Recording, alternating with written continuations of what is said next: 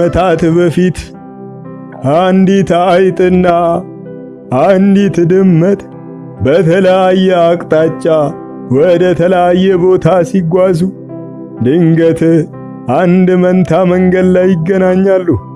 እንዴት ነሽ አይጥ፣ እንዴት ነህ ድመት በመባባል የእግዚአብሔር ሰላምታ ከተለዋወጡ በኋላ የቀረውን መንገድ አብረው ለመጓዝ ተስማሙ።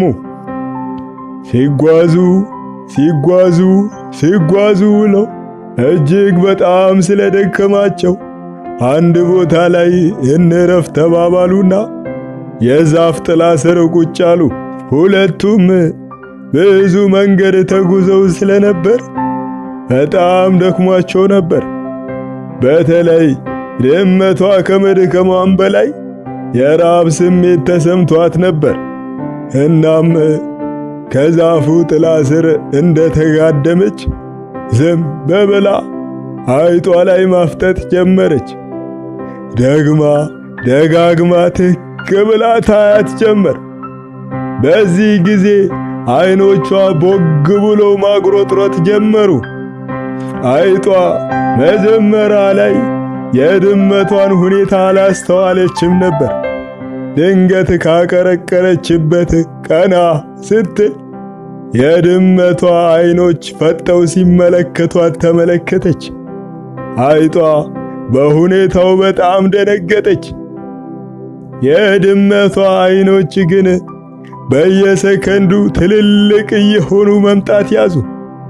ይህ ሁኔታ ደግሞ አይጧን በጣም አስደነገጣት።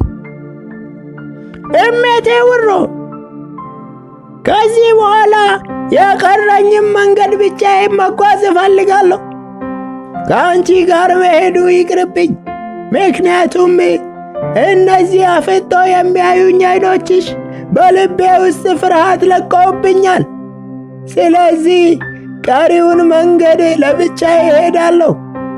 አንቺም እንደኔ ብቻሽን መሄድ ትችያለሽ አለቻትና ከተቀመጠችበትም ተነስታ መሄድ ስትጀምር፣ እንዴ ጓደኛዬ፣ ምን አጠፋው? ምንስ አስቀየምኩሽ? እኔ እኮ ከድሮም ጀምሮ አይጥ ሳያዛቀኛል። ምራቄም አፌ ውስጥ ሙልት ይላል። ይህ እኮ የተለመደ ነገር ነው። የአይኖቼም መፍጠጥ የዘራችንም ነው። ስለዚህ እባክሽ ጥለሽኝ አትሂጂ፣ አብረን እንሂድ ስትል ለመነቻት።